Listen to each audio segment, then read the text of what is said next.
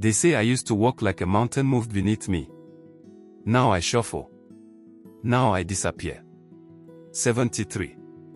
That's the number they whisper like a diagnosis. I live on the edge of the city, where the street lamps flicker more than shine and the garbage trucks forget to stop. My house, old, brick, stubborn, still stands, even if everything else has leaned inward and given up. Like me. Except I haven't. Not really. Every morning begins the same. Earl Grey, 1 sugar. Same old chair, cushion caved in, back angled just enough to make standing up a question mark. I wrap the green plaid blanket around my knees, not because I'm cold, but because routine is the only thing I have that hasn't betrayed me. I watch the TV with the sound off. I prefer the silence now, it keeps the memories louder. My children. Oh, they send Christmas cards. With gold cursive print and stiff family portraits where I've been cropped out, literally and figuratively. My son, Gregor, he's some sort of executive now. Clean suits, empty eyes. I haven't heard his voice in months. And my daughter, Eliza, writes text in group chats where my name is tagged like an afterthought. The grandkids. I know their birthdays because I wrote them all down in the leather notebook I keep next to my tea. They visit sometimes. Or rather, they appear, staring at their phones while I speak. Their laughter is distant. Their eyes flick past me like I'm furniture. In the grocery store, I stand in line for 10 minutes, and still the cashier talks to the woman behind me. At the clinic, the nurse looks through me, says, "Wait here, sweetheart." Sweetheart. As if I'm a toddler drooling on my chin. Even the dog walkers cross the street when I approach. Not out of fear, no, it's worse. Out of indifference. Do you know what it feels like to vanish while still breathing? This isn't just loneliness. It's evaporation. A slow erasure. But there's a difference between fading and dying. And they don't see it. They don't see me. That's their first mistake. Because beneath the tea and the silence, something is alive. A spark, old but not gone. Memory has weight, and I carry mine like iron under the ribs. Every insult, every arrow, every time they said, "Just sit down, Dad," they piled it on, brick by brick. I sit in my chair, yes. But I do not sleep. I write. I remember. There's a fire somewhere in my chest. It flares when I hear them laugh. When they assume I don't hear. When they think my silence is surrender. It is not. It is strategy. I do not shout. I do not strike. That would be too loud for them to ignore. No, I listen. And I wait. They've mistaken my stillness for weakness. But I was once a man of power. And power never truly leaves a man, it hides. It learns. It sharpens. They will learn this, in time. They will feel me in the cracks of their comfort. In the tremble behind their victories. In the silence of their downfall. They thought time broke me. But time only taught me how to disappear the right way. Not to vanish. But to haunt. I wasn't always invisible. There was a time when my name filled boardrooms like thunder. When a single call from me could open gates, close deals, settle debts, or ruin careers. I was never the loudest voice in the room, but I was always the final one. I didn't come from privilege, I clawed from the dirt. Post-war poverty, cold winters, and tin soup. The first suit I wore was borrowed. The first office I entered, I mocked. But I watched. I listened. I learned. And I waited. My first company was a logistics startup before the word startup even existed. I borrowed money from a cousin I later had to bury, paid off loan sharks, slept in the back of a warehouse surrounded by rat traps and ledgers. I made my first million before I turned 40, and lost half of it in one phone call. But I never folded. I adapted. Pivoted. Played the long game. I remember the 90s, when the country cracked open like dry soil. Everything was uncertain. Banks collapsed. Neighbors stole from neighbors. I had partners back then, men with eyes like razors and souls for sale. When they betrayed me, they didn't just take my company, they tried to take my name. They failed. Because I knew people. Because I'd built loyalty with sweat, not favors. And when they thought I was finished, I took everything back, not with fists, but with signatures. Not with threats, but with leverage.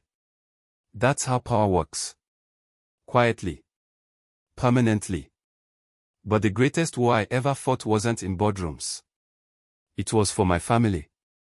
When Eliza was sick and I couldn't afford the treatment, I sold 2 factories overnight. When Gregor wanted to study abroad, I mortgaged the house without telling their mother. I was never a gentle father, no. But I was a wall between them and the storm. I gave them a word I never had. And now? Now my phone is silent.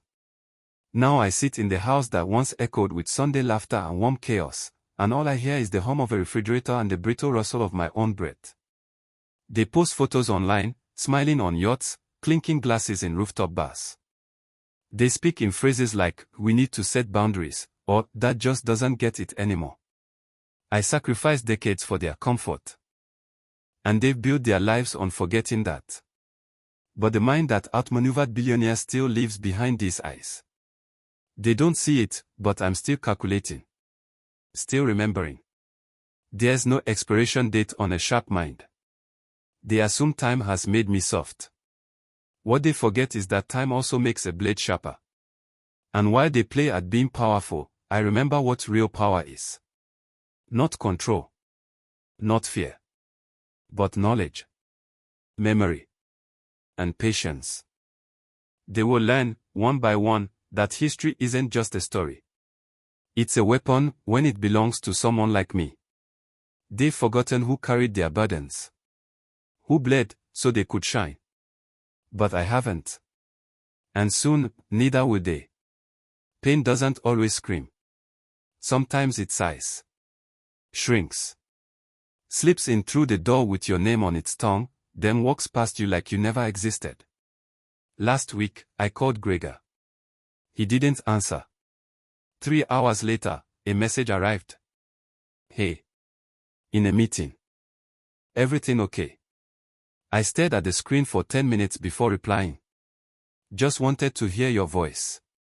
That message is still marked as read. No reply. A few days ago, I asked my grandson, Leo, if he could help me update the software on my phone. He looked at me the way you'd look at a dog trying to play chess. "Just Google it, Grandpa," he laughed, already walking out of the room, thumbs flying across his screen. He didn't know I was watching him in the reflection of the microwave door. Didn't know I saw him roll his eyes. In the clinic last month, the doctor spoke over me, through me. "He's having memory lapses," he said to the nurse, as if I wasn't 3 feet away. I corrected him. Twice. He nodded like it didn't matter.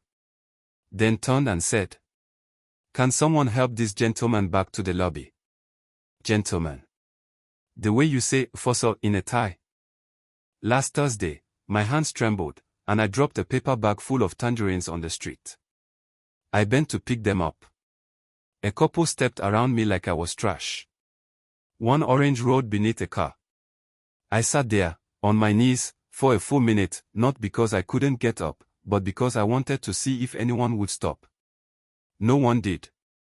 No one. So I stood. Slowly.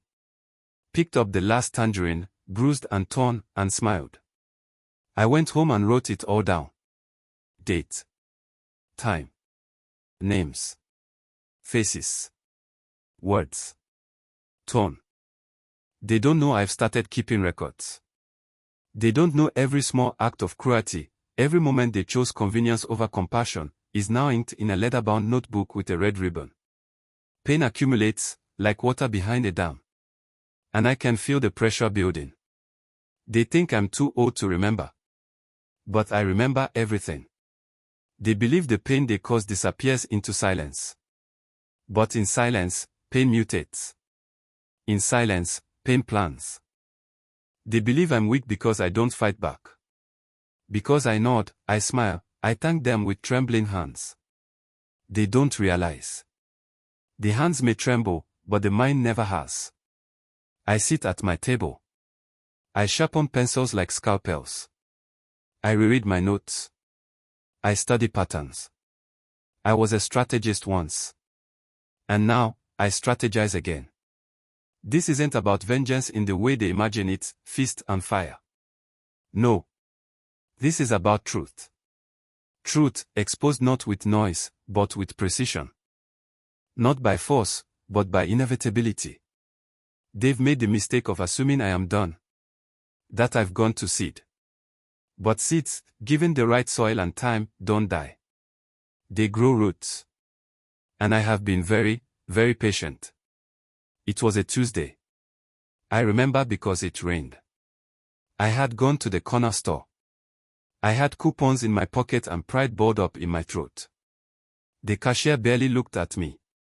My bag tore as I stepped outside, cheap plastic. Groceries scattered across the pavement like broken promises. Someone laughed. 2 boys, maybe 20. One said something under his breath, the other smirked. And then I heard it.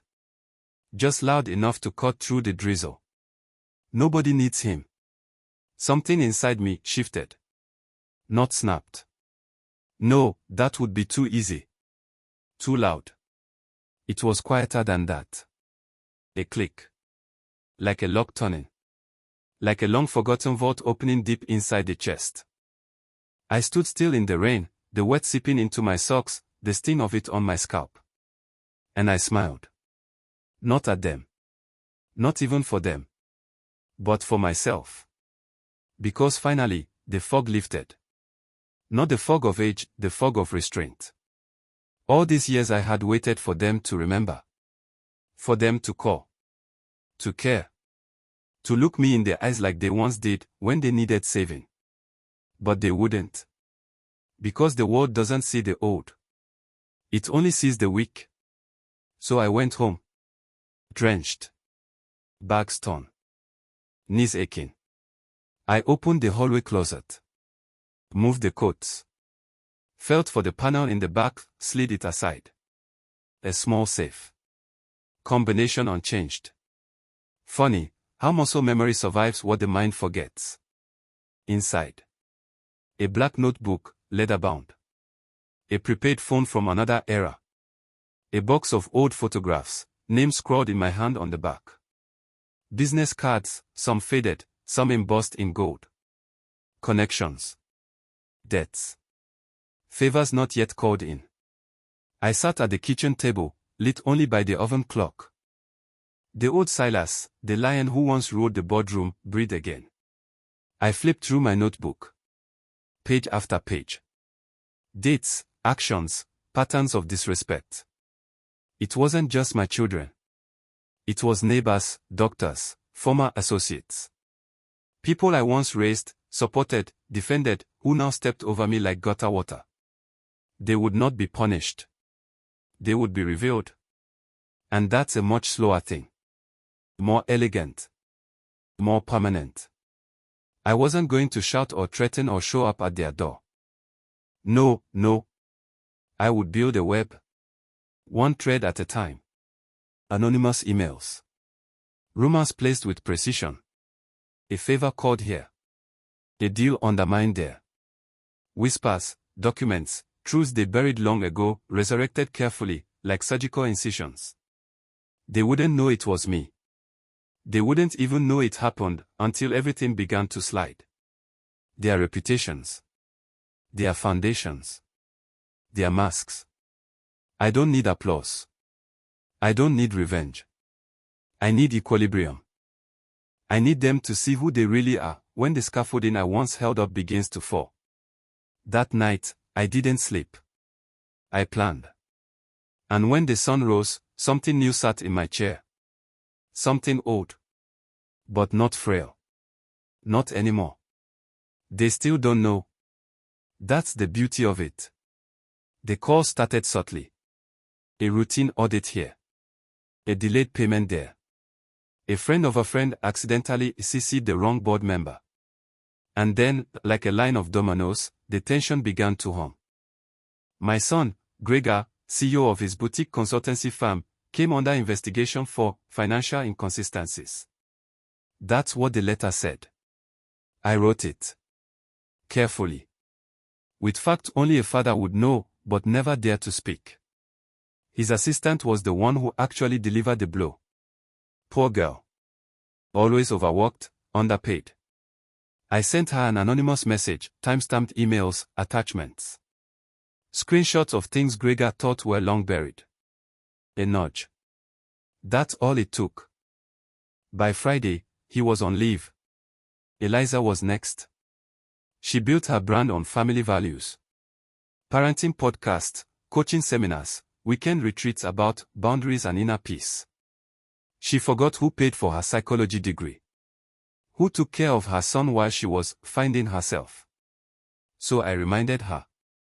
An anonymous leak, excerpt from her early diaries, where she wrote about postpartum rage.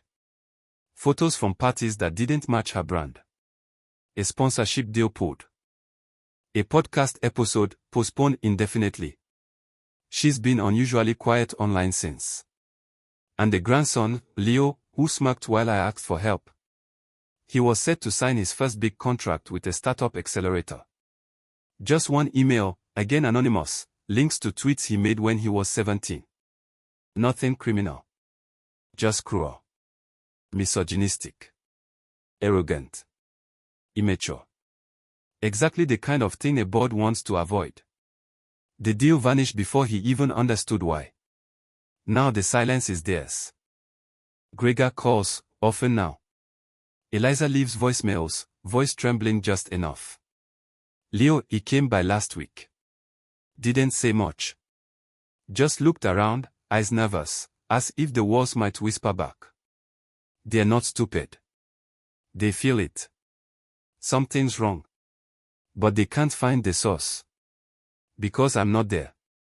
I'm in the margins. In the digital whispers. In the phone calls that arrive after midnight and the letters without return addresses. I still shop at the same store.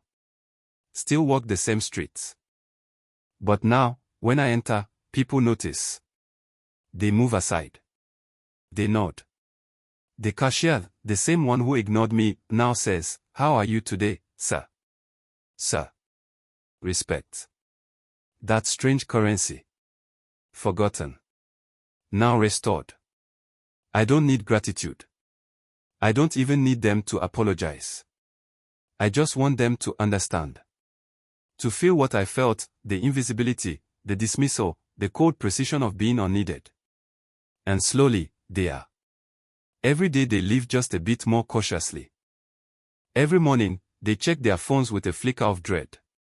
That's not cruelty. That's balance. I have become what they feared I never could be again, relevant. But not in the way they expected. I'm not back to reclaim a seat at their table. I'm the one who rearranged the table. Who dimmed the lights. Who removed the chair while they weren't looking. And the most delicious part. They still don't know it was me. The house is quiet again. But it's no longer hollow. Now the silence has weight. There are no more plans to execute. No strings left to pull. The web is woven, the players moved. And I sit in the same old chair, tea in hand, blanket on knees. But the man who occupies it is not the same man they discarded. Yesterday, they came. All of them. Gregor arrived first. I stared, shirt unbuttoned too far. He didn't speak right away. Just stood in the doorway, clutching a bottle of wine he knew I wouldn't open. Then Eliza. Her voice cracked as she said, "We thought it was time." And finally, Leo and his younger sister, Eva. She held a tray of something she'd baked. Cookies, maybe. Or guilt, in another shape. We sat in the living room like strangers forced into reunion. No TV. No distractions. Just the ticking of the clock I worn every Sunday since their mother died. They looked around, nervous. Something in them knew they were not here to comfort. They were here to confess. Gregor cleared his throat. "Dad, there's been a lot going on." I think we may have taken you for granted. I know I have. Eliza chimed in, her eyes glossy. We never meant to push you away. Life just sped up. Leo said nothing. Just stared at the floor. I let the silence answer them. Because there are no words for decades spent holding everyone else's sky while they danced in sunlight. They came seeking forgiveness. They wanted closure. Redemption. A neat little arc for the movie they made in their heads, where the old man smiles and says, I understand. But I am not that man. Not anymore. I looked at them. One by one. Not with anger. With truth. With the full weight of memory behind my eyes. They saw it. Gregor looked away first. Eliza shifted uncomfortably. Only Leo held the stare, and for the first time, I saw a glimmer of understanding there. Not pity. Not fear. Recognition. That was enough. They stayed for an hour. Made tea. Spoke in gentle tones. I said little. I nodded. I listened. But I gave them nothing they could wrap in comfort. Because this wasn't for them. This was the final move on a board they didn't even know they were playing. When they left, I returned to my desk. Opened the notebook. Turned to the last page. And wrote. They came. They looked me in the eyes. That is enough. Then I closed it. I didn't do this out of hate. I did it because they needed to learn what I learned long ago. That love without memory is not love. That strength without respect is not strength. And that old age is not weakness, it is a form of power so vast, so still, it terrifies the young. I will not die with bitterness. But neither will I die forgotten. Let them carry that. Let the silence echo in every room they enter, wondering if the walls remember the man they once ignored. Let them flinch at their reflection. Not because I punished them, but because I never had to. Subscribe and like this video, more interesting revenge stories of elderly people coming soon.